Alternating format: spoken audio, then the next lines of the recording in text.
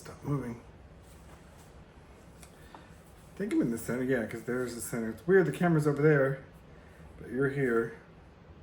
It's like a difference like this, but who cares, John? Who cares? What's the glare like on my glasses? Ready to be professional. Oh, we gotta get this done before they start blowing all the grass off the porch.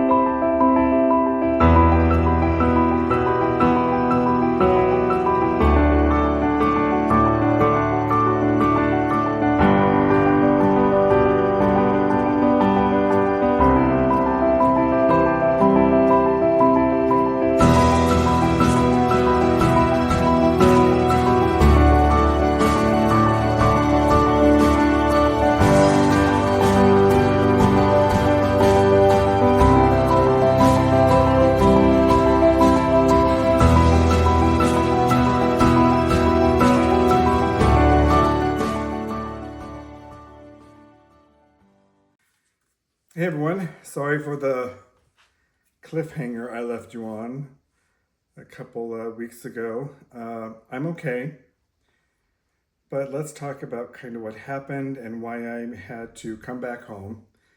If anyone's read some of the comments, you probably know. I just don't think anyone knows how troubling it was for me. I tried to keep that tame. Anyway, so what happened was, I took some notes here. I started out that day at 10 o'clock. And things were going fine. I was really happy with my layering system, my pants, all that fun stuff.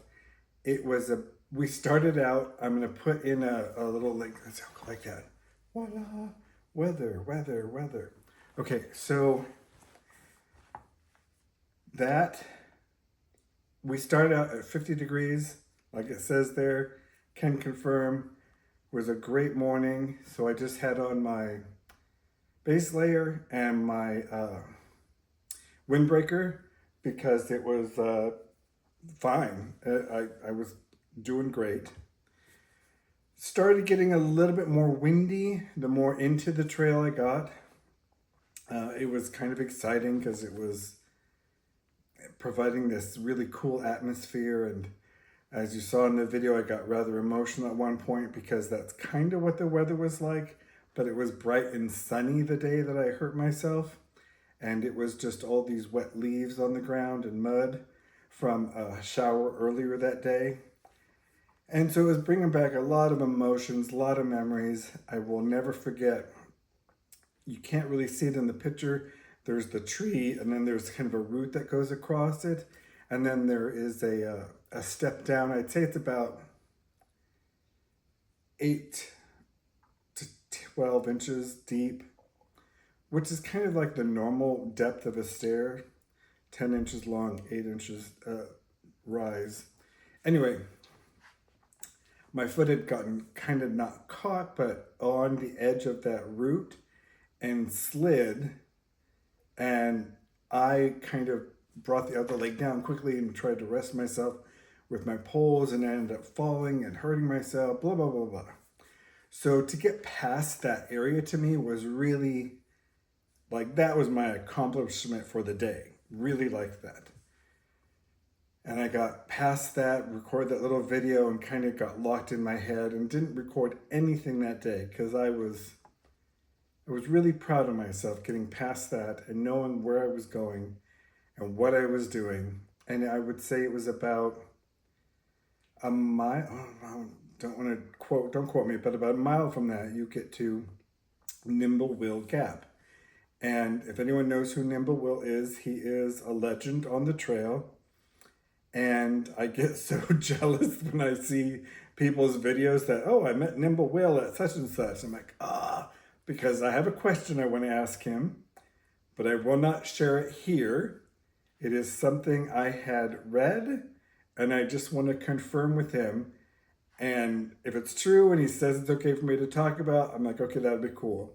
But he's an honest guy, honestly, a great guy. Every video I've ever seen him in, he is just so honest and pure. So when I got to Nimble Will Gap, there is a sign there that also talks about a plane crash. I don't know if I took a picture of it. I don't think I did because it's really odd. You can tell they put the plaque there when there was much more earth around it. And I would say about 1.5 feet, maybe 2 feet of earth had kind of eroded away because it is a dirt trail, a dirt road that is probably only accessible with a high center of, is that what I want to say? Like your wheelbase is higher up off the ground. Because we were seeing some Jeeps kind of having some trouble. Anyway. So I'm there. What I didn't know is just that mile afterwards, that was no joke. That was probably the hardest part of that whole entire day. And it only lasted about a mile. Anyway, you get up to that mile, thereabouts, and there was a spring, and there were 4 guys in a group, and I would say, no, 3 guys in a group. I think the 5th guy was with them. We were talking. I was filling up the water because it was another mile to where I was going to stay at the shelter because I had already made up my mind. I'm going to wake up and climb that mountain and go see Springer in the morning because it was getting dark. It was around, so if I start at 4:15 and it had been cloudy all that day, no real, it's like overcast, no real shadows on the ground is what I'm trying to say. So it wasn't dark, but I didn't want to, I knew if it took me an hour to get here and that last 1.5 miles is pretty much like 45-degree incline. I was like, no, I'm going to stay here at Black Bear Shelter, or Black Gap. Oh, why didn't I look at that before I got on this video? So anyway, got there, wind continuing to roar. You can see in that graphic that I shared, it's kind of dropping. It's getting a little cold. I'm happy with my gear. I put on my my thermal layer, my thermal hoodie, and then on top of that, I had my base layer, the sun shirt, the thermal hoodie, and then on top of that, my windbreaker, and I was fine. I was fine all night wearing that to bed with obviously my pants. We're gonna talk about that. And I got my water, got to camp. Those guys had already, before I left with my full water, I had about 2 liters of water. I had 1 liter of water I filled up, 1.25 or 3/4 in the smaller one. And then I thought, okay, I'll bring another liter. And then I was like, I'll just keep my liter bottle and my 1.25 or 1/4 liter bottle. I'll be fine. Because there was water at the shelter, but it was like 0.2 downhill. So it was like, if I need it, I'll have it. Anyway, so now the sun is kind of going behind Black Bear Mountain, or Black Gap Mountain. I don't know. I'm so pissed off. I can't remember that. And the guys that I saw at the water, 3 of them are at the shelter. And there are 6 people in tents. The guy next to me, who was like the closest, maybe 20 feet away, he was in a bivvy. The other guys I couldn't get close enough to like really talk to while we were getting set up. And I remember I had dinner around 6 o'clock, a Mountain House meal, and then it was the winds were picking up. And you'll see in that weather graphic I showed you guys, it had, I would say, I think it was 13-mile-an-hour winds were pretty constant, and I would agree with that. And they were getting up to gusts of 31, but it would just be gusts of 31. And then around 6:30, 7 o'clock, kind of just got in my tent, put my stuff in the bear box, and decided to get ready to go to bed. And I was fine. I was absolutely fine. I had my down jacket still in its pack up at the top. I was in my 10-degree quilt. My air pad that I'm on has an R value of 3.2. So it would be good to figure all that out. And it was fine. Everything I had was absolutely fine. It wasn't until about, I think it was 4-ish, 5-ish in the morning. I was like, okay, my legs, not my legs, my feet aren't freezing, but I'm like, it's pretty cold. And that's when I checked the weather drop thermometer, and it said it was 26 degrees where I was at. And I'm like, yeah, I totally believe that. I don't know what the feels like temperature was, but that was the temperature of the air, 26 degrees, not inside my tent, just outside. And I was like, okay, so I was trying to be concerned about what do I do if my feet get colder than this. I didn't have time to worry about that, because what happened was I was proud of what I was doing. And like I said, I think I went to bed. I finished my meal around 6, put everything away around 6:30, and I believe I was in my bag at 7, because I remember, hey Siri, what time is sunrise? And it was 7:38 in the morning. And I was like, okay, and I looked at my watch. Tomorrow will be at 6:52 a.m. Just pay no attention to that. That's where I'm at here. So anyway, and I thought, okay, that's interesting, because it's about 7:38 now, so this is like 12 hours of this weather. But as soon as it technically started getting dark, I'd say around 8:15, that weather picked up. We started getting grapple, pea-sized grapple. I will put in some pictures somewhere, I don't know, now or later, and it looks like nothing. Yeah, they're gonna see a picture of like my tent. It's just blue and you see snow. That was like the beginning. And then it got to about, I'd say about a quarter of an inch. And then we had a slight warm up. Not much.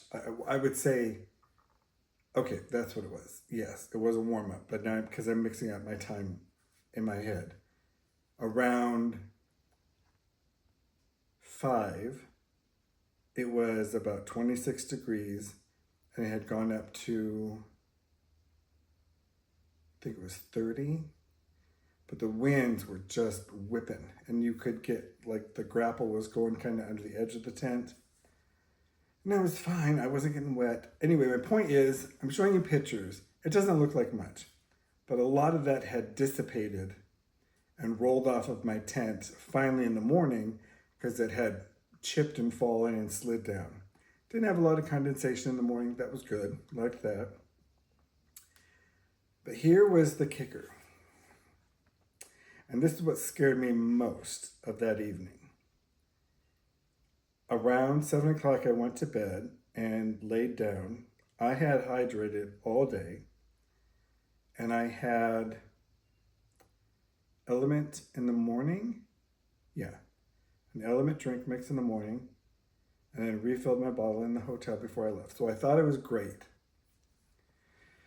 But when you're hiking in the wind, you sweat, but it evaporates as much as you're sweating. So I didn't realize I had sweat out a lot of my sodium, apparently. I didn't know this until the morning when I spoke with Charles, who kind of talked some sense into me. So I was hydrated.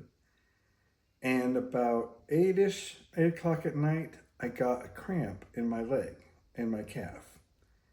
And that was hard, because it kept coming back, and I'd stretch it out, put my toes to the sky and stretch it out. And then I was starting to get one kind of like in my side on the left. And that one was worse, because I couldn't figure out which way to move to stretch that one. So I figured out when that one hit, I kind of had to lift both of my legs kind of in the air, or I had to lift myself up. And I had to jockey around for all of these cramps that I was getting. But it wasn't like, oh, I had a couple of leg cramps and I couldn't sleep. I felt like I was in trouble. I was getting, I think I had stopped kind of mentally counting at around 30 ish. And that was after I had already probably had that many beforehand. And I didn't put two and two together, but I thought I was in trouble and I was like, I'm not gonna like push SOS. But I don't understand why my body is cramping so bad. And it's just my legs. And it was the outside calf, inside calf, below my knee. It was my quad. I had one in my groin. I'm like, how do you stretch your groin muscle? A lot of it was my hamstrings. My hamstrings were just shot. They were really hard. And then on the side where normally you would get like, I had piriformis in the left outside years ago. In fact, it was after I walked the Appalachian, attempted to walk the approach trail. And those were hard to figure out because you can't raise your leg, you can't lower your leg, you can't move it to the side because then your leg will just flip over your head. So I had to figure out how to get rid of those cramps. And it was all night. And then on top of that, I was okay with the cold. I had what I needed to do to use the bathroom in the evening. That was fine. But it was also combined with a constant roar, as if you were sleeping next to a highway with just semi after semi after semi with no reprieve, because we were in a grove of these really tall pine trees. And normally I love that sound when you're walking here. It's beautiful. But when it's at what feels like hurricane force, and all night your tent is like waving and shaking and moving, there's little twigs breaking around you. So the anxiety levels were a bit high. But I didn't like that I had all of these leg cramps. And I was so happy. Oh, by the way, I didn't sleep one wink. I'm going to put in here, Magic of Video. That was what my sleep app on my iPhone said. You'll notice that blue section, but if you look down below, it didn't record anything because I never went to sleep. So that kicks in at 10:30 and stops at 7:30 in the morning. And it shows all during that I slept not one wink. So I was exhausted. Now I had been up at least 24 hours and then some. And I was at the morning, I'm like, okay, I can't walk up to Springer. I simply can't do that. So how do I get out of this situation? Do I walk up to Springer and get out and call someone? Because right there you can get onto a if you work it through, you can get a ride from a shuttle service, and I'd have to walk a mile and a half up to Springer, and then a mile past it to get to the parking lot. And then I looked, and I already knew Nimblewhale Gap, and I looked at it, and now I'm going to probably get this wrong, but I think it was from where I was camping with everyone to Nimblewhale Gap. It was a mile and a half. Yeah, I should look at that too. Mile and a half. And so I did the lesser two evils. In far out, I saw that there was a shuttle service with this woman who had just, I believe, the day before gone up and picked up a hiker and got them out of there. An old man who'd become disoriented and was like shivering. So they got him. So I thought, okay, there's hope. So I did my thing, and I tried getting shuttle services. No, I hadn't made I didn't choose that decision just yet, because around 8:10, I mentioned the guy in the bivvy. I had heard him most of the night too, trying to get warm, trying to keep the snow off of him. I don't know. I'm just making all that shit up in my head. but I could see his headlight moving and making shadows on my tent. So I knew someone else was suffering through this bullshit with me. Anyway, got up and when I sat up and was kind of had my legs out in front of me, my legs were really tight, but I hadn't cramped in about 30, 40 minutes because I'd kind of figured out by 7 in the morning how to keep my legs in a position that weren't going to cause the cramp. And normally you can feel a cramp, you're like, oh, it's coming on. These were like cramp. There was no notice. It was just awful. So my legs were doing origami all night. Got up, had to go to the restroom, took my pee bottle to go empty that. I was fine. Like I said, I was kind of stiff. Got to the privy, took care of that business. Got back. Sorry, that was my stomach. I'm hungry. Got back from the privy, and I knew I had to start packing up my stuff. And I bent down to unzip the door so I could put my empty pee bottle in and get into the tent. And when I bent down, I had the most excruciating cramp on the outside of my leg, near the hip, from like the hip to the kneecap. And I wanted to scream, but didn't. I just kind of played it off, and I'm talking with a guy, his name is Charles. He's telling me about his adventures, and he says something like, are you okay? I'm like, no, I just can't. I had leg cramps all night, and I start conveying the story to him. And he's like, do you have any sodium? You can take about a teaspoon of sodium in your water, and that should help. And I was like, yeah, I do. And he was making sense, but I was like, you want me to what? I'm in so much pain right now. And then I just realized I gotta do it. So I was like, yeah, I got some. I knew I had element, thank God that was already out. I was trying to walk and move. I couldn't undo the cramp in my leg. And so I didn't want to spill the water, got that out. I put element in there. There was 1,000 milligrams of sodium. I drank half of that as much as I could. Love element. And so I figured I've got about 500 milligrams of sodium in my system in about 3 to 5 minutes of drinking the water. And I'm not saying the element cured me, but it kind of put that cramp at bay. And I was like, oh, okay, cool. Hey, thanks for your help and all that fun stuff. And it was in that brief moment of not being in so much pain, I knew I have to get in my tent. I got to get everything back in my bag. Pack it wisely. Don't pack in a hurry in case I need to get in there, get something, or I have to stay another night. So was in the process of doing that, and then I got a cramp in my other leg, and I was like, this is not good. Okay, I'm done. I'm out of here. Start calling shuttle services. He's breaking down his bivvy. I finally get out because I'm ready to take my empty backpack and start packing my stuff in it and taking my tent down. And he's like, what's your plan for the day? And I basically told him, I'm headed to Nimblewell Gap. It's 1.5 miles. I've got a shuttle ready for me.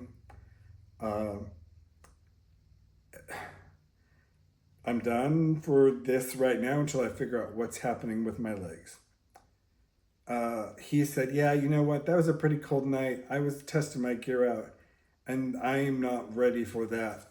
So he's looking at his bivvy. His bag was okay, but it was kind of a very uncomfortable night for him as well. He had to actually raise himself another foot off the ground so he could get warm and get out of the wind.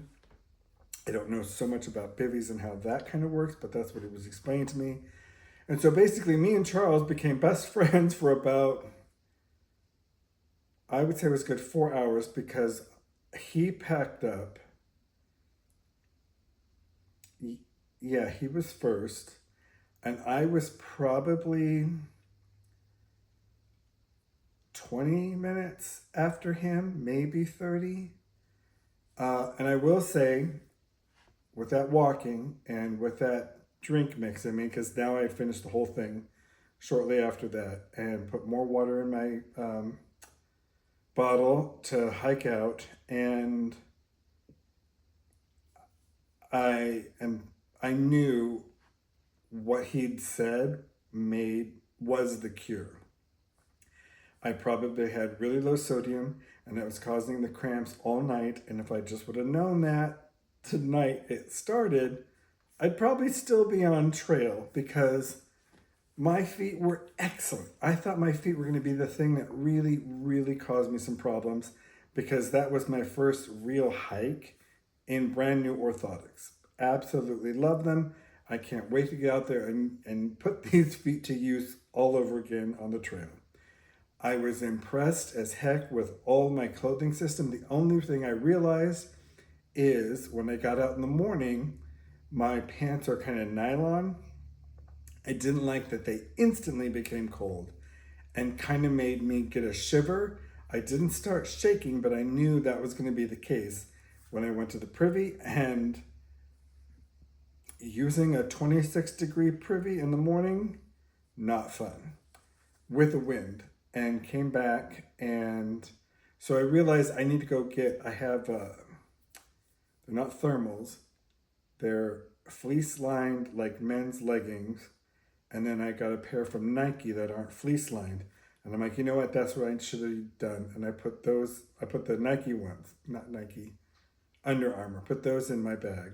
So I learned that lesson. And that's when I was like telling myself while I'm walking to Nimblewell Gap, okay, I'm going to do what this dude did.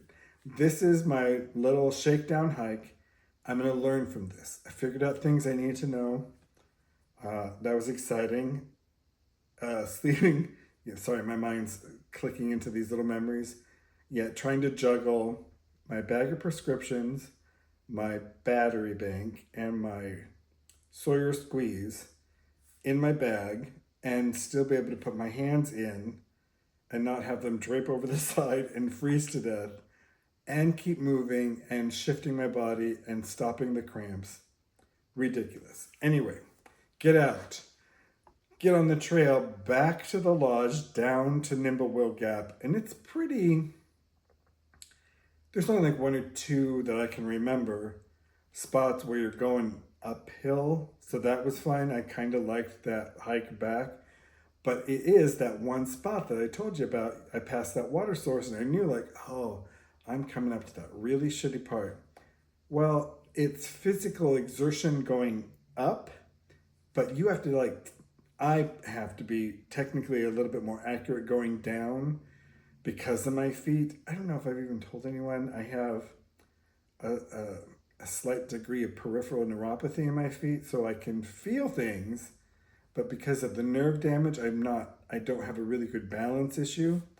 Yeah, I figured out what nerves do. Nerves give you balance and help your muscles work in connection with what your mind sees, and so I have to take it a little bit easier going downhill. It becomes a little bit more technical to me. Anyway, got down there and he's talking to some other guy, talking about the weather, like letting people know there's a spring that's marked on the trail, and it's a great spring. But if you literally pass that spring and walk a little bit past it, you don't have to go downhill. There's a spring going right across the trail. You can fill up your water there. So yeah, me and Charles, we talked for a good. We weren't going to get a driver. I think I'm a little vague on this because I had leg cramps while I was hiking, but they were much easier to get rid of because I had warnings. So I would stop. I would do a stretch, and I kind of remembered how to kind of cross your leg on the bad leg that you're trying to stretch and lean against a tree. I'm like, oh, why didn't I think of this last night? Of course, I probably couldn't get out of my tent and find a tree to do that. Blah, blah, blah, blah, blah. So we are at Nimblewell. Him and I are talking. We're greeting all the people going past us, telling about all the cool things. And we finally get a ride back to not the lodge, the visitor center.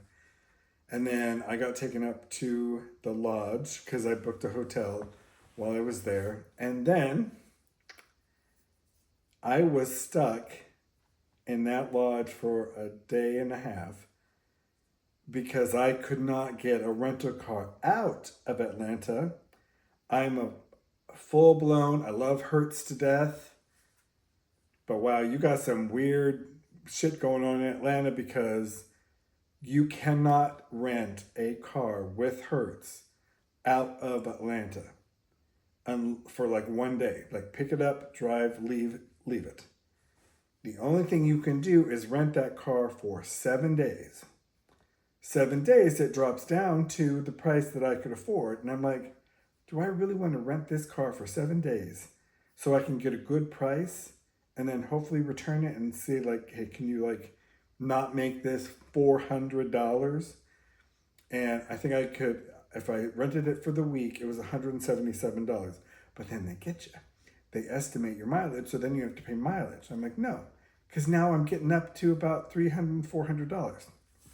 So shout out to Enterprise. Everyone there said, go budget, go Avis. They're going to be great. I'm sure they were, but they weren't able to get me a car fast enough to get out of there. So I say shout out to Enterprise, because in the past I've been kind of screwed over by Enterprise and didn't really like them. But boy, they were there and helped me out in the pickle. And I got my car and went home. Yeah. And that's another reason why I didn't go back a little bit earlier.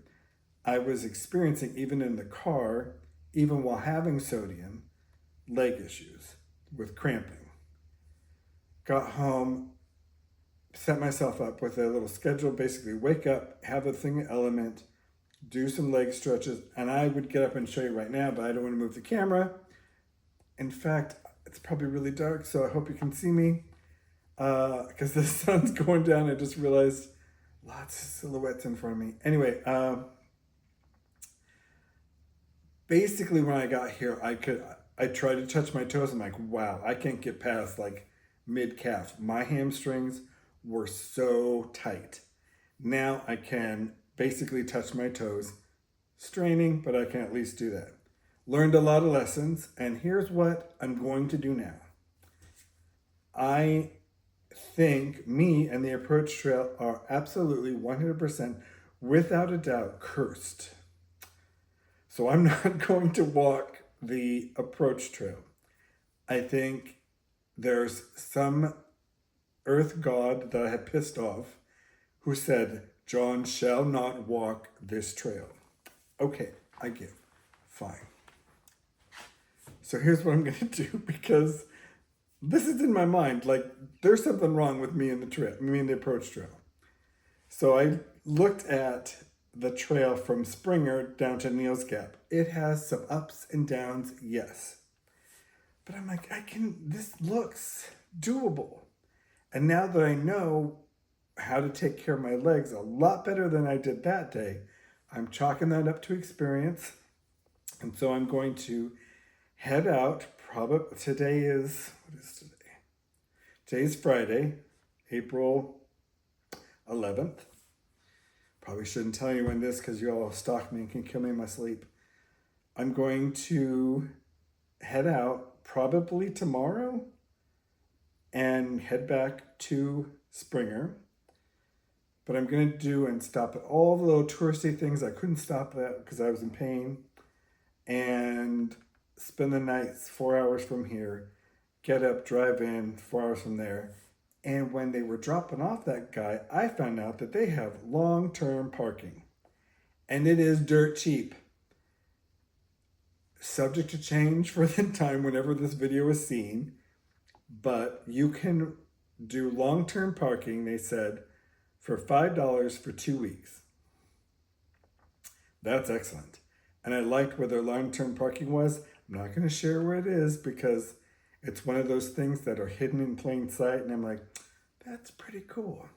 So if you know where it is, don't comment. Don't let people know where long-term parking is. So it's $5 for 2 weeks, or it is, you get like an annual pass for $50 and you can park there for up to 6 months or longer if you need to. So I was like, okay, here's what I'm going to do. I'm going to throw some money to the Appalachian Trail people. I'm going to give myself 2 weeks. 2 weeks to basically look at this as not like a through hike, like, here I go, I'm doing it, yay. I'm looking at this as I'm going to mentally screw with my head and say, this is a shakedown hike. That's all it is, John. Shakedown hike. You only have to invest 2 weeks into this. You want to come home, you come home. But secretly, I'm paying the $50 to throw the visitor center some money. The parks, I can't remember who does that. And if it goes well, just gonna keep my car there. Not for 6 months, but until I'm like, okay, I now know mentally my body can do this. Did I say mentally? Physically, my body can do this. Mentally, my mind is in sync with my physical body. And I think it's gonna work. I really do think it's gonna work. Spring is coming. I'm not gonna bring my micro spikes, but I'm keeping everything else pretty much the same. I've switched out my battery bank because, yeah, 10,000 wasn't great when it got down to 26 degrees. Anyway, we'll talk about that on the trail. That'll give me some content. So, yes, I am going back out. I'm going to bring my car down there. I'm giving myself 2 weeks, for real, 2 weeks. But I'm kind of setting myself up for, okay, if this works, I want to try and make that decision within 2 weeks of the rest of the trail is doable. And then I think it's going to be a lot easier to get a shuttle from Neal's Gap or wherever I'm at in 2 weeks, hopefully beyond that. Back to my car, drive home, then rent a car, knowing there's no escape from Atlanta with one car rental. Get back, because I can rent a car here, there for $75. That's cheap for one day. Anyway, so yeah, do that, and then continue with my through hike. Let me see if I hit all my little notes. Okay, YouTube update started at 10 a.m. Stopped at 4:15, 6:15.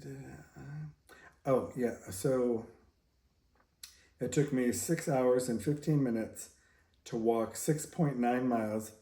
Not great. That's what I was talking about earlier about a 38-minute mile. And there was a trail I used to walk. What was it called? Towner's Woods Trail. Not a lot of hills, but it's the hilliest I could get. Really close to me, where I would walk every day that trail when I was training. In fact, that's where you see the very first announcement. I'm sitting in Towner's Woods there. And that would be 3.28 miles. And I would do that in an hour and it was an hour and 20 minutes. So that's, I mean, that's what I keep telling myself. And then there was a Wetmore Trailhead, which was a bridle trail for hikers and horses. And that is very similar actually to a lot of the approach trail. So if I were to ever go back and train again, I would just keep walking Wetmore Park Trail or Wetmore Trailhead over and over, and that was an 8 mile trail. And I would normally, or 6 to 8 miles trail, depending on what little out it connects with a whole bunch of other trails. And I could do that trail in 3.5 hours, thereabouts, for 6 to 8 miles, depending on which road I took. So I think I'm doing pretty good. I do know it is the altitude that gets me. And I think I told you I have like calcified lungs, so I don't get a big, huge breath. So I knew I was going to be slow. And I really think once my body acclimates in 2 to 3 weeks, because that's about the average of what it takes, and breathing that air at a higher altitude, because right now I'm at 643 feet, and there it's at 3,000 something feet, I think it was. Anyway, so I did that, and I went 6.9 miles. I was 1.5 miles or thereabouts short of hitting Springer Mountain. Yeah, the temperatures dropped to 26 degrees that night with winds that were 13 to 14 mile an hour gusts that were pretty constant, no reprieve. And then it says on the weather that the gusts in that location where I was at were 31 miles an hour, which I think is true, but just before dawn, well, most of the night, there were not gusts. It was a pretty constant, I don't know, sound-wise, the intensity was the same for long stretches of time. And then when I told you all the snow was beating off the tent, that's because it was much louder. So I don't know if that considers to be the next morning. I would say those gusts got up to about 40 miles an hour at least because it was so loud. Pine trees roaring all night. Oh, and I wanted to share this with you. Yeah, I'm, you know me, I'm that big hiking social influencer, so I've got all these sponsors. Hashtag liar. I found an app called Carrot, Carrot. It's got a yearly membership. You get to try it free for 7 days. And you can either have it be professional or there's a slider that makes it be more sarcastic and rude. And it's kind of a pretty cool app. For that, yes. So it kind of takes your mind off of how bad the weather really is, or gives you a little moment to think about something else. But the reason I'm saying this, wow, the information in it is really, really good. And I recommend it for anyone who wants to hike because I thought I could get away with just the weather on my phone or the weather, AccuWeather or weather.com. This really helps break it down into something that I understand. And this is not an ad for them. I'm just saying Carrot, Carrot. It's got like a purple background with a black square with 2 dots and a little lightning bolt for the icon. I'm really impressed with that. Really, really impressed with that. And it does, the reason I can show you that is because it allows you to travel back in time. And I got to take and drop a pin where the camp was, and it kind of cross triangulates all that and gets all that data to kind of pinpoint where you're at and what the weather was at that time. So I hope I have bored you to death. I'm afraid to look at how long this video is. When I started, I could see sunlight in the dark overcast clouds, and now I just see darkness. So I'm not going to record this again. I hope you got all the information you needed out of this. I tried to get to as many. I think I got all the comments answered, and that's why I've been off the Appalachian Trail. But I will be going out in the next day or two. I'm pretty much ready. My pack has been sitting here right next to me. My trekking poles are just to my left. I got all my laundry ready to go. I think I'll be fine. Anyway, hopefully next time you see me, won't be on the trail. I'm going to try and take some videos getting to the trail to kind of make it less, I'm not hiking the Appalachian Trail kind of stuff. So thank you guys for hanging in there, and I will see you in a couple days, hopefully, fingers crossed. Bye.